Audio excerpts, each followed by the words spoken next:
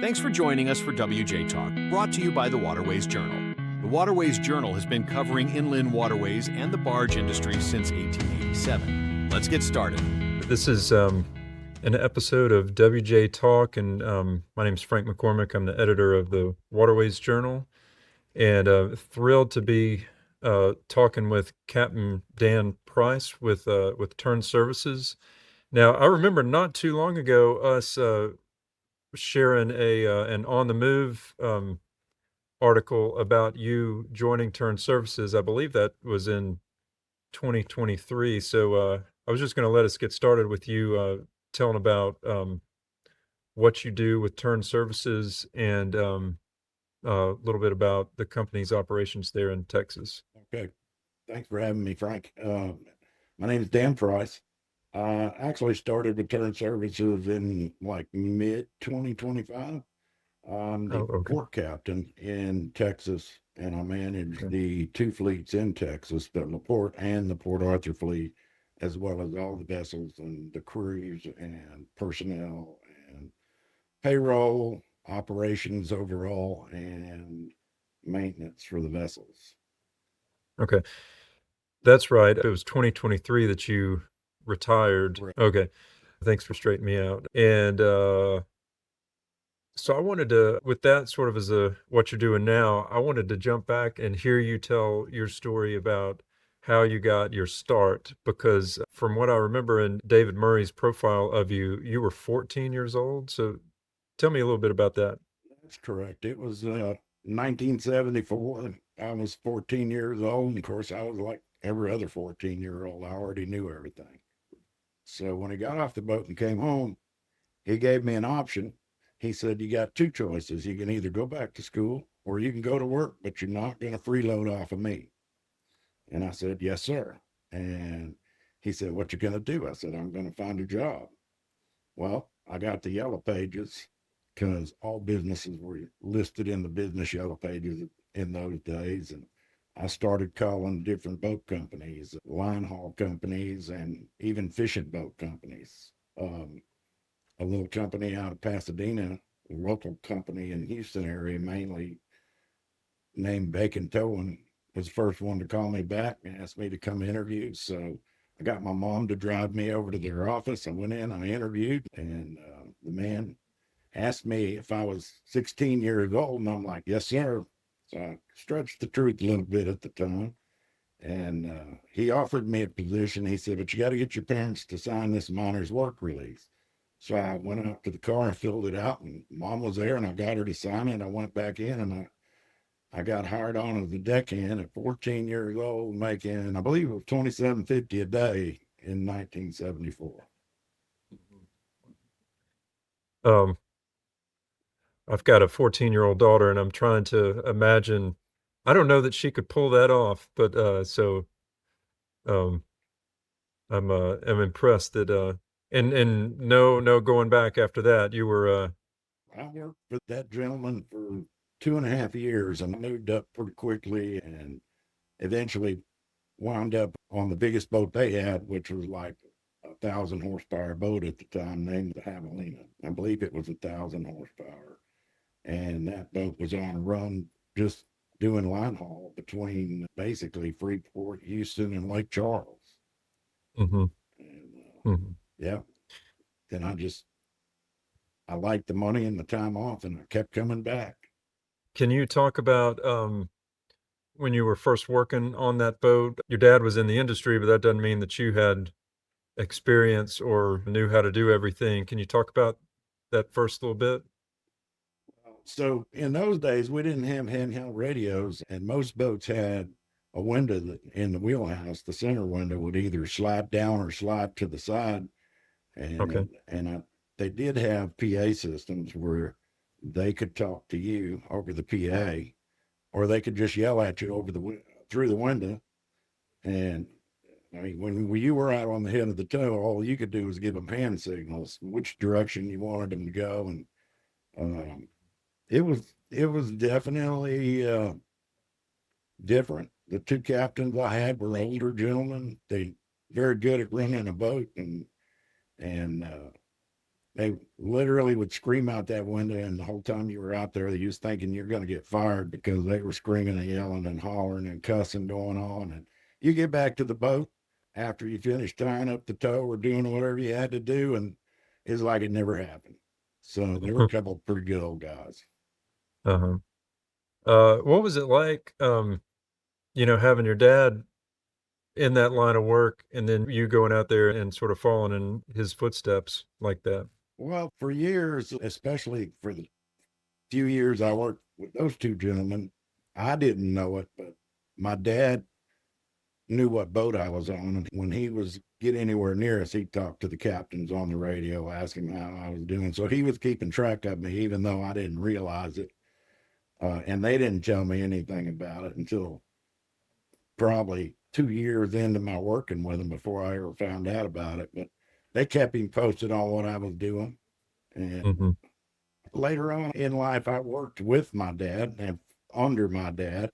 And I think he worked me harder than he worked anybody else on the boat. There were days when I didn't think he knew anybody's name but mine because it was Dan, do this, Dan, do that. Uh-huh. But, and then later on, we both worked on the same boat, and I was a captain and he was a relief captain. But it, it still didn't matter. My dad and I were always pretty close, so we could talk to one another. And even though I was a captain, I'd be like, "Hey, what would you do in this situation?" So Mm-hmm. it worked out well. Mm-hmm. Can you sort of take me through, from those 2 or 2.5 years with Bacon Towing to where'd you go from there? Oh, I worked in a lot of companies, and to tell you the truth, I'm not sure I could tell you in order, but I worked for one of the bigger companies back then, which was Alamo Barge Lines. And I did everything from 2 barge tows to 30 barge tows on deck for them. And then later on, I mean, there were a lot of companies that were smaller companies back then. Literally, if you pulled up to a fleet somewhere and somebody offered you $5 more a day, you could literally pack your bag and step across the bulwarks. You didn't have to go through a hiring process or anything like that if you had experience. I worked for a company called Alcon Marine for a few years. I worked for Rio Marine, which now is an electronics company, but back in the day it was a marine company or a boat company. I worked for Patco out of Friendswood. That was a small family-owned company.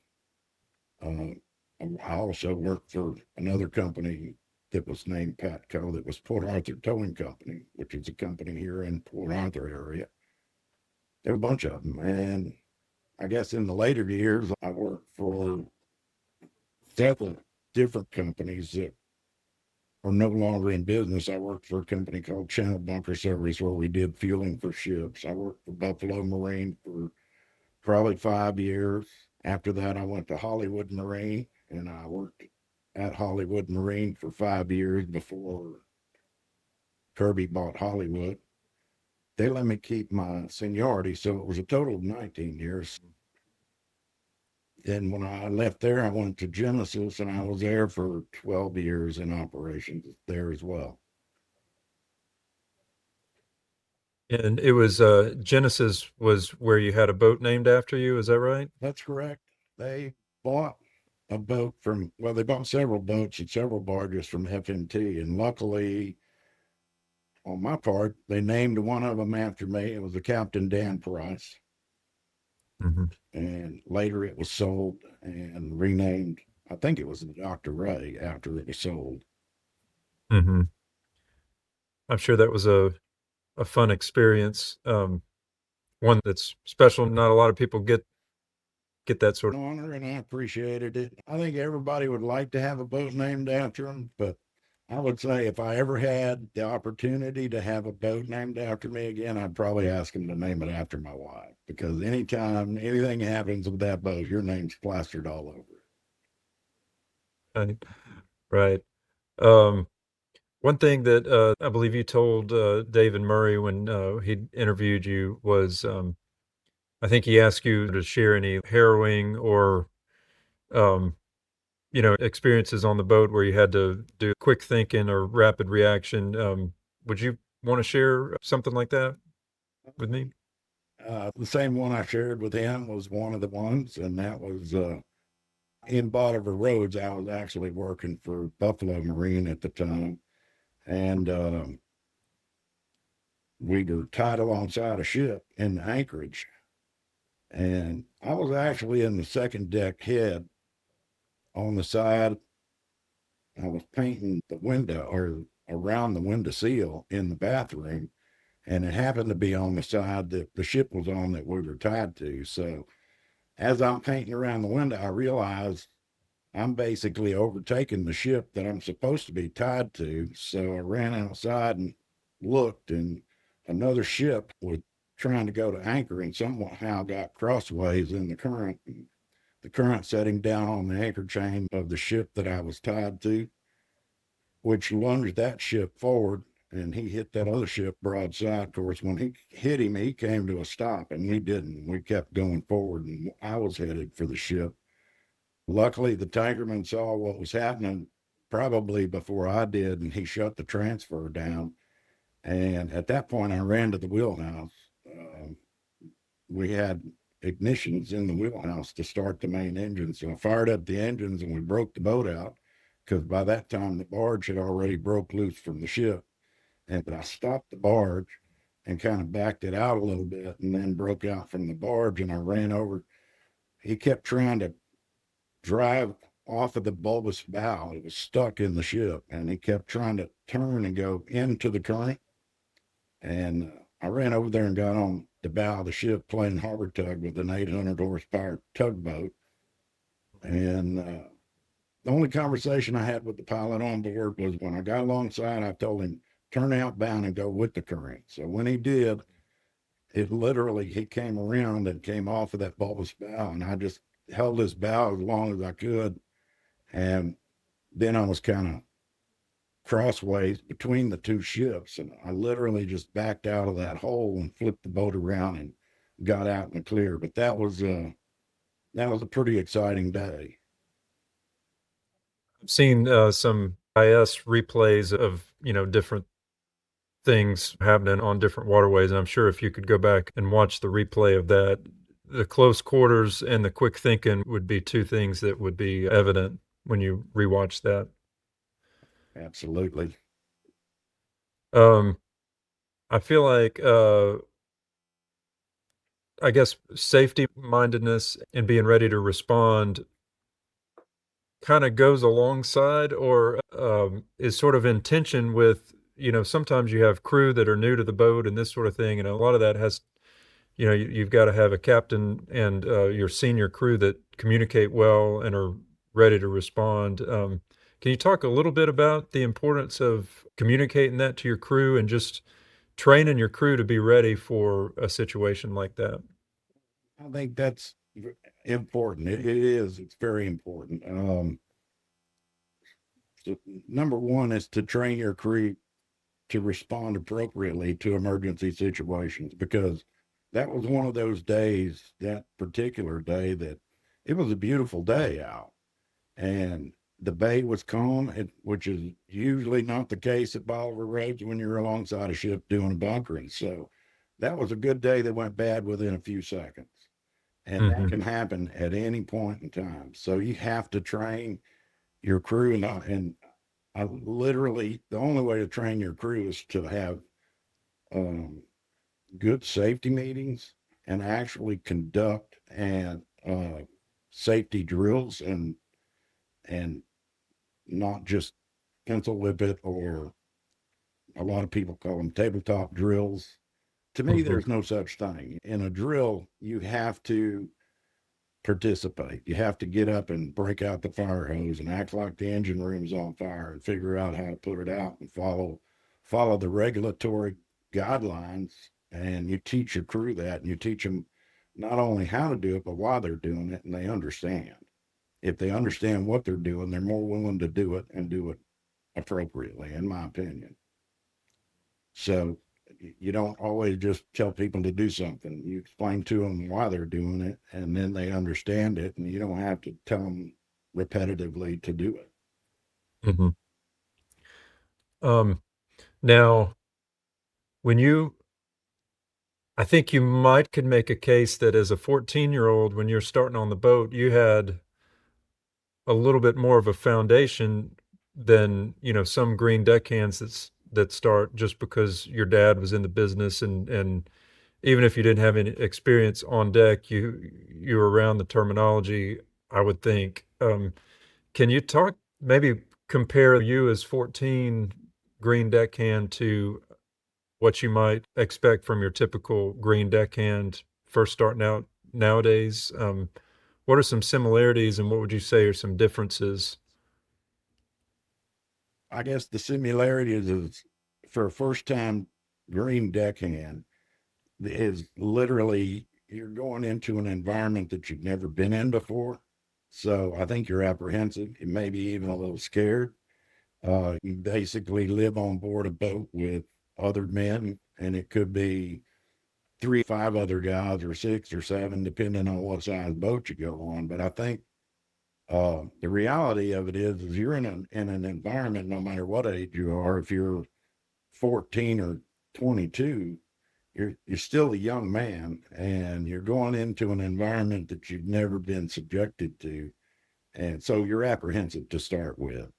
Um, I mean, the biggest thing is, I think, if they're trained appropriately, somebody takes them under their wing and teaches them how to do the job and tells them not just to do the job, but explain to them why you're asking them to do it and what the result of that's going to be. I think the more they understand what they're doing and why they're doing it, the more willing they are to do it. I think a big difference today is they grew up playing on telephones and computers. So I've seen a lot of deckhands, especially seems like the younger they are, the better they help the older women with the computer stuff. So a lot of captains don't want a green deckhand. Other captains, they do want a young deckhand, because I've heard captains say, no, give me the green one. I want to train him the way I want him trained. So the similarity is, I think they're all young and apprehensive to start with, and you get out of them what you put into them, in my opinion, and that means training and explaining what they're doing and why. Can you talk about some of the people that invested in you as a young mariner, and just what that's meant, what those people and that time and attention has meant to you over the years? Well, I think the two of them would be Frank and George, my first two captains on a boat, and because they took me under their wing, and they were rough and tough, but they taught me how to cook. I mean, they started me cooking breakfast and then let me cook lunch later on a different watch. But not only that, they taught me how to deck and how to do it the right way. And they taught me, if you got to be gotten out of bed and you got to lose sleep, so be it. We'll let you catch up your sleep later, but we got work to do now. So I think there was a work ethic teaching involved as well. Um, there's been several people that have helped mentor me through my career. And one, I would say, well, two of them was Frank and George. My dad, of course, at one point. Um, and I would say Pat Studdard taught me a lot at Buffalo Marine. I worked for Captain Gene McLaughlin twice in my career, once as a deckhand. Well, a tankerman, I was probably 17 or 18 the first time I worked with him. The second time I worked with him, he was my port captain at Hollywood Marine. And both times he was a good teacher, a good trainer, and he stood behind his people. I mean, if you messed up, he was going to tell you messed up. But if you did a good job, he would tell you did a good job. And if somebody was getting on to you for an illegitimate reason, he would step in and take up for you. Another one would be Jim Guidry at Kirby. He taught me a lot about operations and being a port captain and what it means to manage mini boats and many people Mhm. and how to go about doing that. So there's been a bunch of people that have helped me out in my career. Mhm. Was that an opportunity that you were looking for, or tell me a little bit about making that swap? Actually, like I said, Gene McLaughlin was one of the port captains, and he was the port captain when Kirby bought Hollywood. He stayed on board and was still a port captain at Kirby, so he helped me. And there was a gentleman named John Tunks that was in charge of operations who helped me out a lot. And yes, I was pursuing a shoreside job as a port captain because from the time I got my pilot's license, I literally have been a captain on a boat pretty much my whole career. I mean, I went from a tankerman steersman 2 weeks later being captain on a boat. And my whole wheelhouse career, I was captain until I went to work for Hollywood. That was the first time I'd been pilot. And I worked my way up from pilot to captain within about a 2 year time frame, which was at that time pretty much unheard of at Hollywood. But I'd been captain on a boat for many years at that point, and I just felt like I was kind of trapped in a dead end job. I enjoy running a boat, I enjoy being captain, but I didn't want to spend the rest of my career being at the top of the chain. Mhm. When I was on the boat, I felt like that's the position I was in. So I started pursuing a port captain's position just for an advancement and change. Mhm. I had a conversation with Mr. Guidry one time, and it was after I'd been shoreside for a few years. He's like, "Man, you came in here and you act like you ran the place," which was a good thing in his opinion, the way he was saying it. I'm like, "Well, I mean, you paid me for years to run a boat and manage a boat, and you made me a Mhm. port captain. I thought the port captain was supposed to manage the boats. So Mhm. I thought I was doing what I was paid to do." Right. But I think coming from him, that was a compliment. Mhm. Can you go just a little bit more in depth with those times that you were working alongside your dad, whether he was above you as a captain or whether you were the lead captain on the boat? I didn't have that experience. My dad was in the process of retiring when I was finishing up with school. I imagine that was special, and but maybe it wasn't always, like working alongside Mr. Rogers or whatever. Can you talk about sort of the highs and lows of that? I really don't remember lows. What I do recall is there was a lot of times when he depended more on me than anybody else. And those were the times when I felt like, don't you know anybody else's name on this boat, man? I mean, um, because, I guess you lean on who you can trust most, right? well, and I think the way he saw it was, you're related to me. So you're my son. And if I don't work you harder than I work everybody else, then everybody else is going to say I'm being too lenient on you. So I think that was his point of view, to be honest with you. Um, but my dad and I always got along. And I think it was mainly because when you worked for my dad, you didn't really work for my dad. You worked with my dad because he was a hands on type person. If we were in a fleet or at a dock and you were outside chipping and painting, he was out there chipping and painting with you. If you Mhm. were changing oil in an engine, he was probably standing right there helping you or telling you how. Mhm. So again, working for my dad was pretty much working with my dad. And I learned a lot from him.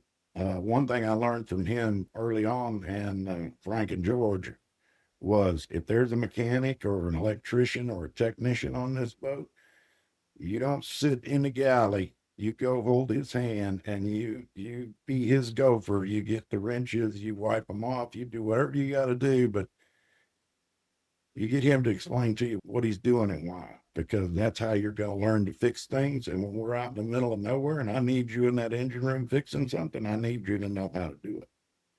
Mhm. So I think that was back in the day, that's how it went. Now, I think Mhm. most people don't do that nowadays as much as we did back then. But I mean, back then when you were out in the middle of nowhere, and if you were going to fix it and get it to where you could get somewhere, you had to figure out how to do it. Hmm. Hmm.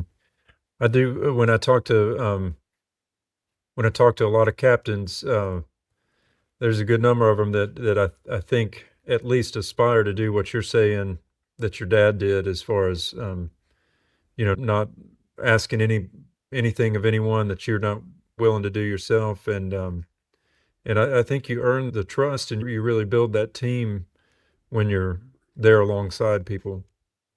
True. I mean, they know you're not asking them to do anything you wouldn't or haven't done yourself. I mean, I can't tell you how many times I've cleaned out sewer tanks on a boat. And I mean, I had a crew that had never done it before. And I'm like, okay, I'll go first. So I put a slicker suit on and rubber gloves, and I put duct tape around my arm. And of course, I'm cleaning out the sewer tank with my hand. I'm not going to say bare hand because I had rubber gloves on. Uh-huh. But later on, I told them, y'all noticed I went first, right? And they're like, yeah, because you wanted to set an example. I said, well, there's really two reasons.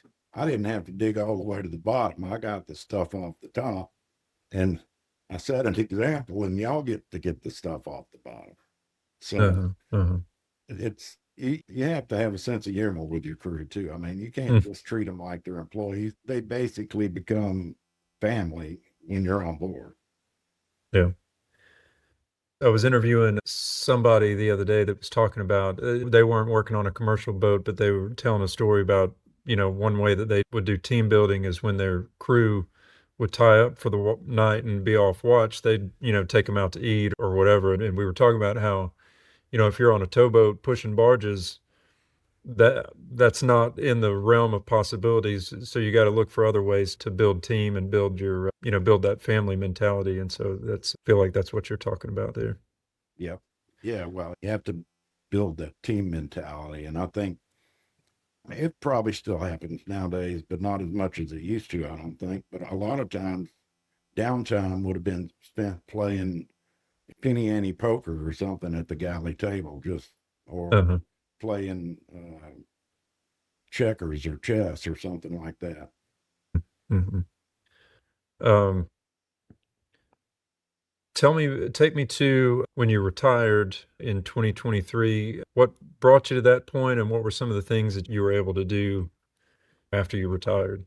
Well, I guess retirement is something you look forward to your whole career. And it seemed like at one point in my career, all I could do was think about, man, I can't wait till I retire. I can't wait till I retire. Well, eventually I did. And my wife and I got to do some traveling. And we went on road trips and visited family that we hadn't seen in years. And we made several trips and saw some sights that we always wanted to see. We wound up back at home doing all the projects, the major projects, putting a new roof on the house and putting in a standby generator for when storms come. I did all that. And by the time I finished doing all that, I'm like kind of sitting around. I mean, I got a hot tub and a swimming pool in the backyard, but you can only swim so much. And especially at my age. And I just found myself, you know, I was still doing what honeydews, knick-knack jobs around the house and fixing this and fixing that. But I just found myself being bored. For years, I've been an operations manager, senior operations manager, and my phone rang constantly, day and night. I mean, a night didn't go by, I didn't have to answer my phone at least 4 or 5 times during the night. And in the evening, it was even more than that. But night, I'm talking about from 10 to 5 a.m. Uh, and I just found myself being bored and I wanted something to do. And I literally told my wife, I said, I'm not cut out to just kind of hang out around here and take a nap every afternoon and do what I want when I want. I'm used to working. I got to be doing something. I got to have something going on. I can't, this is killing me. So she said, well, if you want to go back to work, go back to work. So I did. I made a couple phone calls and wound up at Turn Services, and I actually like it and enjoy it here. Mhm. Can you tell me a little bit about the size of the fleet that you oversee? over on the Texas side for turn services?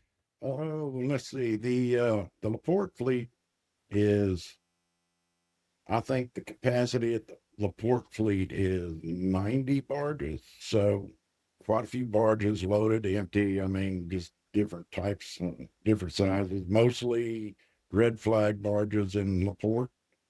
Over here, I believe the capacity is about 85 barges, but it depends on what size they are. 'Cause the fleet space varies. Over here, you got dry cargo barges and you got red flag barges. So the fleet space kind of varies as to how many barges you can hold based on what sizes they are. So we do both red flag and dry cargo barges over here in the port. We operate a fuel barge that we sell fuel to our customers, and we have a fuel frac system on the bank where we can sell fuel from that as well. Um, we furnish trash services, water services to our other companies. It's they're decent sized fleets, and I think right now I have a total of 9 boats between the two fleets. Okay. Okay. Um, I'm a little nervous to ask this, but since coming back to turn services, what's the state of your honey-do list? The honeydew list continues to grow. Good. Y'all still able to, like, on your off time or whatnot, attack some of those wanna do's and Yeah, we do. stuff like that? On the weekend, I know we're going to be doing some yard work soon and some flower bed work because it's going to be that time of the year. I've got a sidewalk I need to relay because when I put the rock sidewalk with slates, Mhm. and I had to dig a Mhm. lot of that up in order to run the gas line for the standby generator. So Mhm. this spring is the spring that I get to level all that back up and put the rock sidewalk back.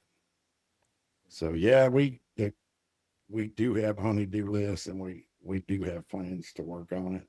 I have been working on a few things. Of course, you know, and when you own a home, there's always something to fix. Mhm. Uh, can you tell a little bit about just, those years on the boat, support of family that were back home? Always like to, just ask about what kept you going on the boat that long and, how important was that to you? Well, I have to tell you,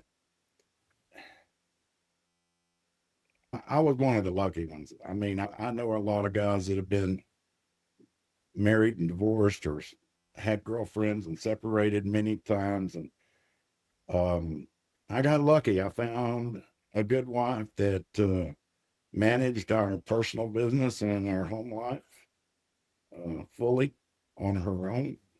I worked and I furnished the check and it went to the bank and she kept up with it. To be honest with you, I wouldn't be where I'm at today without her. And you have to appreciate that because so many people, so many times I've had deck crew and wheelhouse crew upset that they couldn't get a hold of their girlfriend on Friday evening or Friday night and they want to quit and get off. I mean, I can recall telling one young man, I'm like, look, it's up to you. You can do what you want. But if she's messing around on you, quitting and losing your job and your income and your career is not going to fix that. And if it's going to happen, it's going to happen whether you're there or here. So just don't get off the boat right now. Wait till tomorrow morning. And if you still got to go, then I'll make sure and get you a ride. The next Mhm. day came Mhm. and he didn't go. And they wound up splitting up, but it is what it is when it is that way. So I think, I don't think you have to have a good supportive spouse at home, but I think it certainly helps. Mhm. I talked to one guy that was a captain for, something like 40 years, and he retired, I was talking to his wife, and she was like, I told him all those years he was the captain on the boat. Now I'm the captain and he's on my boat. Yeah. I've had my wife, I've been doing honeydew jobs around the house for years, and she's told me many times, I don't know who you think you're talking to, but I ain't your deckhand. So, Well, it's coming up on Valentine's Day. It's February 10th when we're having this conversation. So, you got any words of wisdom or recommendations for your boat crews out there that maybe need to send a Valentine to their Valentine back home? if you're at home, enjoy your time with her, take her out and treat her to a good dinner. Make her feel appreciated. If you're not at Mhm. home, send her something, even if it's chocolate covered cherries through the internet nowadays. It's much easier. When I was on deck, if you wasn't at home, you just wasn't at home. Man, Mhm. there was a lot of times when you didn't get the call home for a week. Mhm. We didn't have cell phones. Mhm. Yeah, you'd have to go catch the phone while you were locking through or something like that, right? Yeah. If you happened to be at a dock and have watch change, you could go stand in line at the payphone and wait your turn. Mhm. Yeah. Yeah, there's definitely some I guess some conveniences that have their positives and probably have some negatives too. Absolutely. Uh, well, look, Captain Price, I appreciate you, taking the time to share some of your story. I think just uh, talking about support and people that have, mentored you and sort of how you've also just working alongside your dad or some things that meant a lot to me, and I appreciate you sharing those. Appreciate your interest in it. Thanks for talking with me. All right. All right. Thank you, sir. Hope you have a good day. All right. It's good to meet you. Yes, sir.